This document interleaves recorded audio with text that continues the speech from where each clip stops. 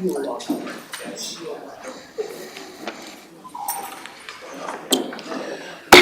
right, ladies and gentlemen, we will now reconvene our October the 15th City Council meeting, moving now into our order of business.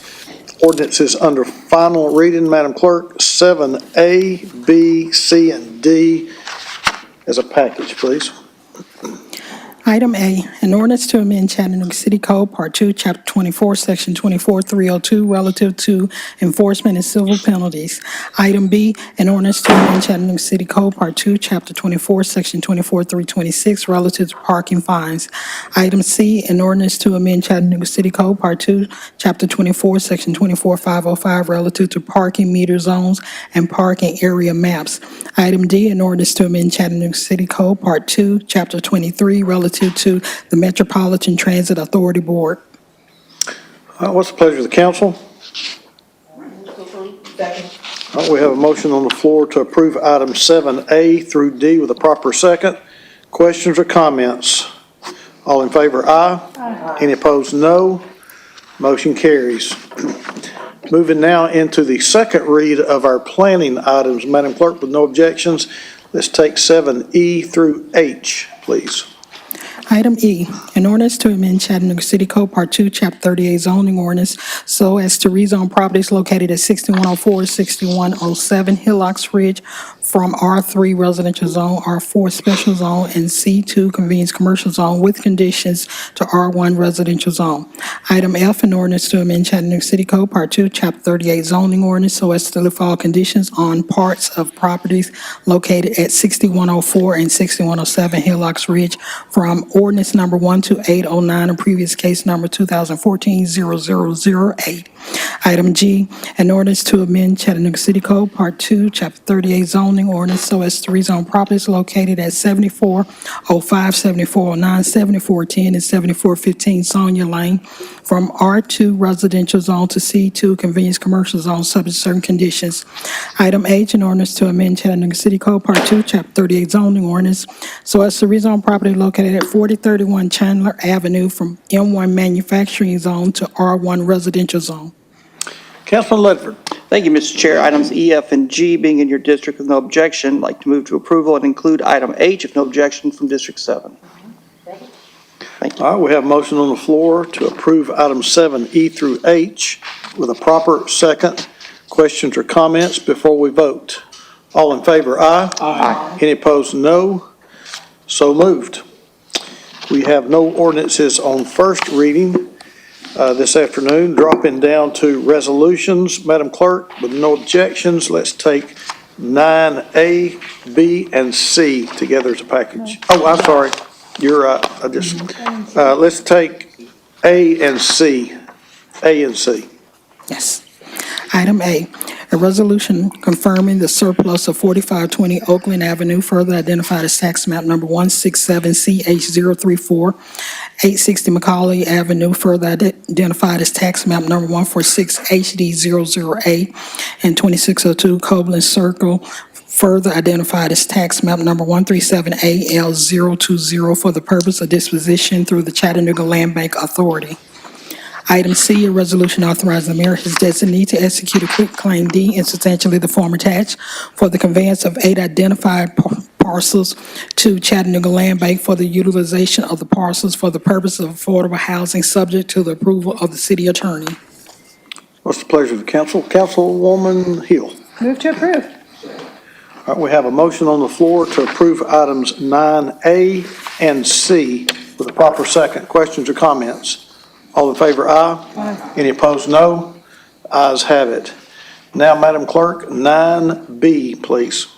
A resolution authorizing the mayor, his designee, to enter into amendment number 2 to lease with the University of Tennessee at Chattanooga and substantially the form attached to extend the term of the lease for the use of the indoor softball facility at 301 North Holsclaw Avenue on a portion of tax map number 146GA001 to the date of October 31, 2026.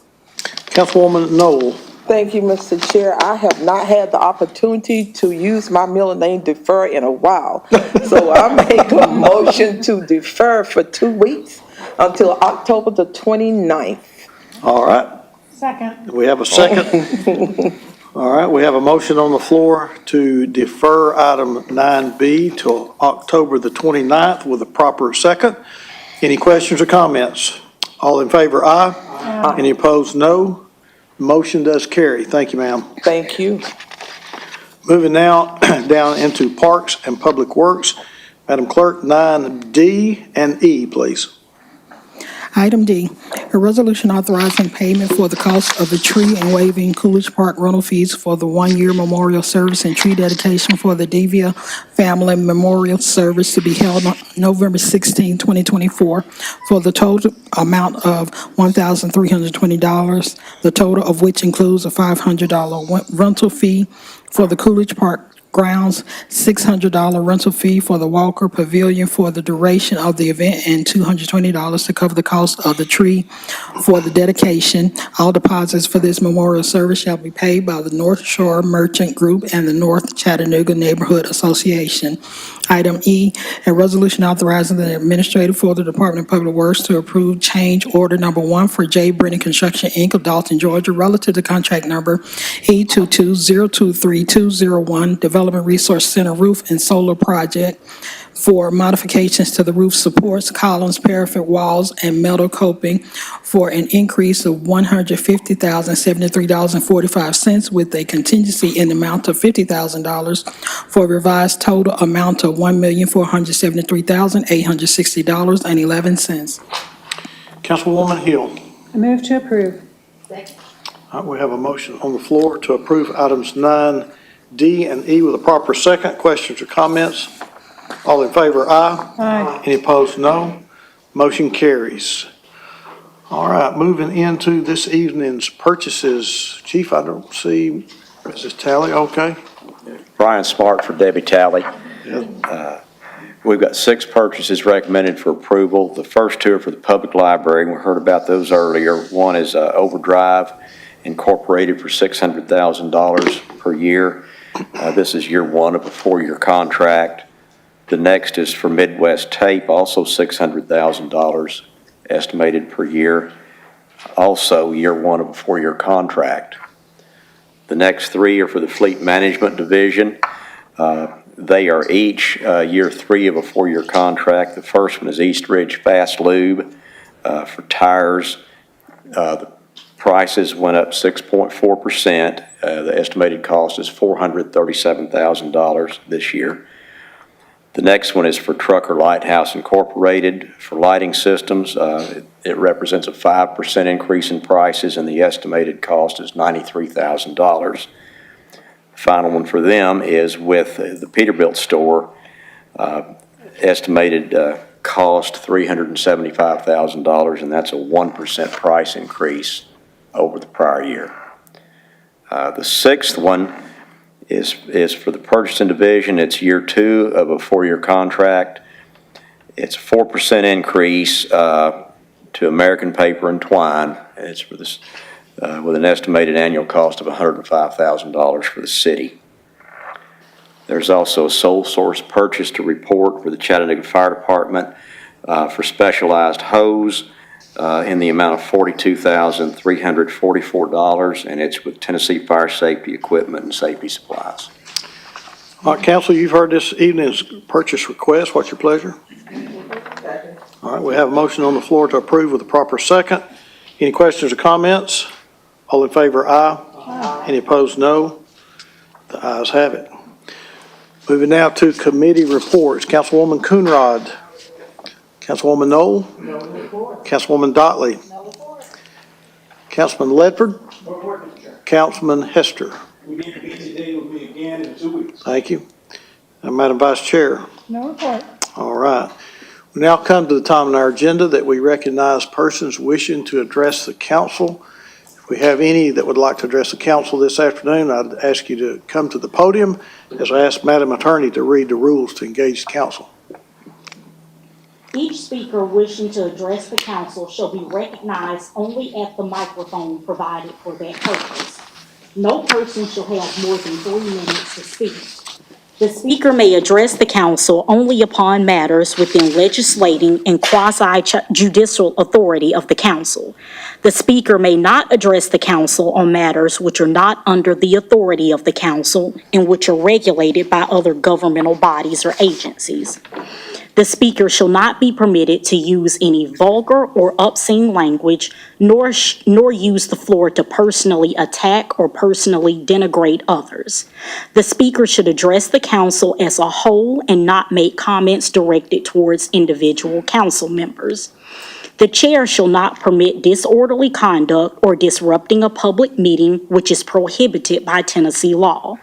A person commits an offense if the person substantially obstructs or interferes with the meeting by physical action or verbal utterance with the intent to prevent or disrupt a lawful meeting or gathering. Mr. Chair. All right, Mr. IT, if you'd give us 3 minutes on the clock. Go ahead. All right, thank you very much. Josh Branham, Governmental Affairs Director for Greater Chattanooga Realtors, 2963 Amnicola Highway. As a reminder, our association represents all 2,700 realtors in the Greater Chattanooga area. Before our meeting started today, I dropped off at each of your desks our September housing data that just came out this past Friday. A couple of the bullet points here was that and again, just to reemphasize, this is, if you go to our website, you'll see a aggregate of all 5 counties that we represent, but this is just for City of Chattanooga. That I always like to make sure that people know they're looking at the correct data. But for City of Chattanooga, the median sales price compared to September of last year increased 2.6%, so a very modest increase, bringing that amount to $326,000 as compared to $318,000 from September of 2023. There was a 16% increase in new listings, meaning that new listings were any property that were listed, any property that was listed during the month of September. That amount was 16% higher than September of 2023. The days on market, talking with people who aren't familiar with real estate, I like this statistic a lot because days on market is a tangible data point where days on market is the amount of time that it would take for you to put a house on the market active to sell, and then the amount of time that it takes to go under contract. Just as a point of reference, back during 2020 and 2021, that was a very small number. As we've returned to a more regular market, that number has increased. For September of 2023, it was 29 days on average, and this year it was 35 days. There's increased inventory, which, again, I'm not an economist. I believe that contributes to the stabilization of the market where you don't see median sales prices climbing 19-20% year over year. So that's good news in terms of housing affordability. And just in closing, we had a few members of the council come out last week to support our Habitat for Humanity fundraiser that we had with Greater Chattanooga Realtors. And we were waiting on final numbers, but the amount raised was somewhere in the neighborhood of $40,000. So thank you all for coming out to that. We appreciate it. And thank you all very much.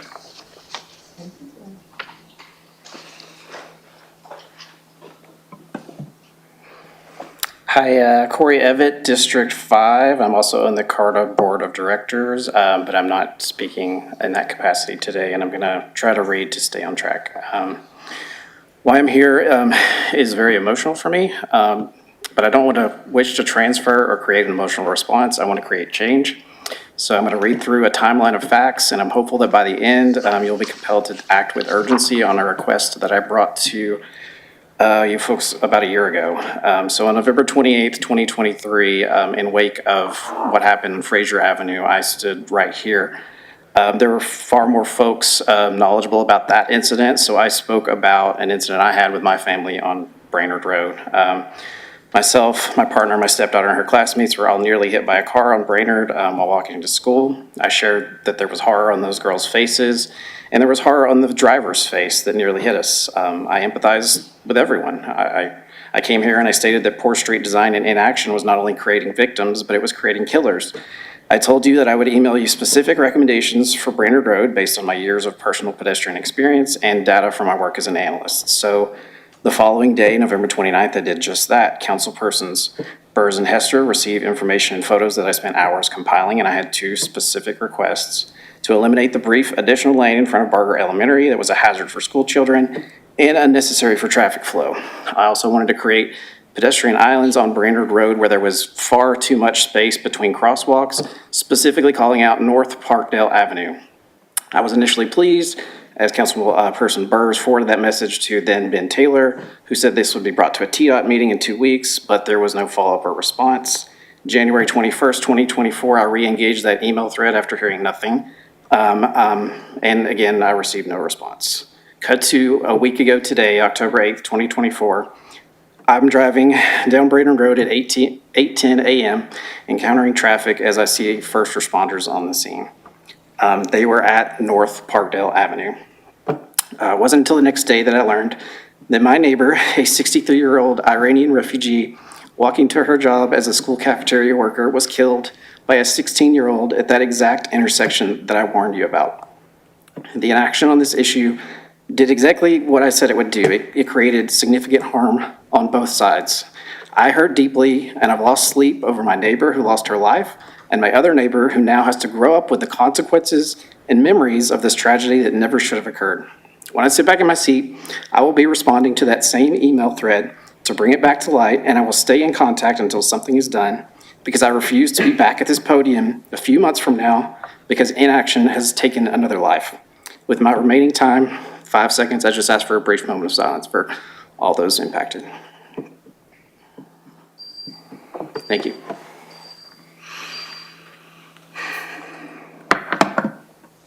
John, District 9, and I'm coming for the same reason that Corey was here today, and I want to start with this.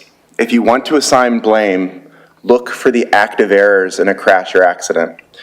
If you want to solve problems, look for the latent errors, and I want to explain the difference. It was really common for nurses and medical practitioners to give people the wrong medicine, and this even led to malpractice deaths. And if you looked at the active error, you would say that the physician was not paying attention. And that's a great way to assign blame. That's the last thing that happened before a tragedy struck. But if you wanted to look at a system that prevented these from happening in the future, you would invent protocols and medicine that's designed in such a way that it's easily discernible. So when you look at latent errors, what you're looking at is what is the system doing upstream that's causing these active errors. When a crash happens like what happened on Brainerd and what happens all too commonly here in Chattanooga, we look at the active errors.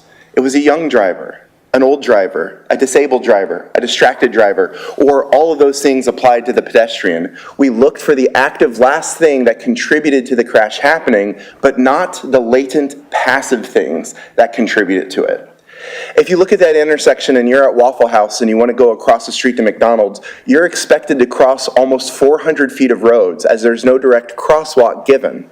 Legally, it's an unmarked crosswalk in which a pedestrian has a right-of-way, but it's not marked because they don't want to encourage crossing. Instead, you're meant to cross a slip lane onto a fabricated island, go across to the Circle K, go across to the Burger King, and then come back to the McDonald's. This is a highly inconvenient route which encourages people to take risk.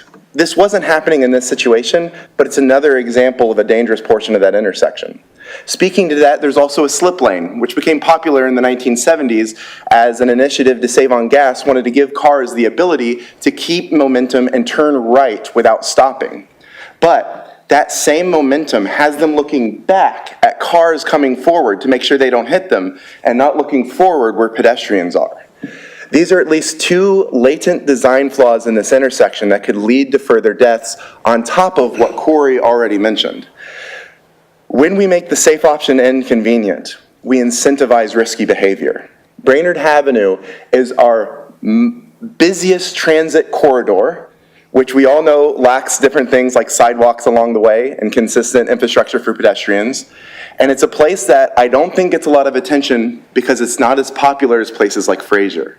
We don't see ourselves on on Fraser Avenue, we see other types of, or on Brainerd Avenue, we see other types of people on Brainerd Avenue. Every road deserves the dignity of safe pedestrian infrastructure. Thank you. All right. Anyone else that would like to address the council this afternoon? Council, I'm not seeing anyone. What's your pleasure? So moved. We're adjourned.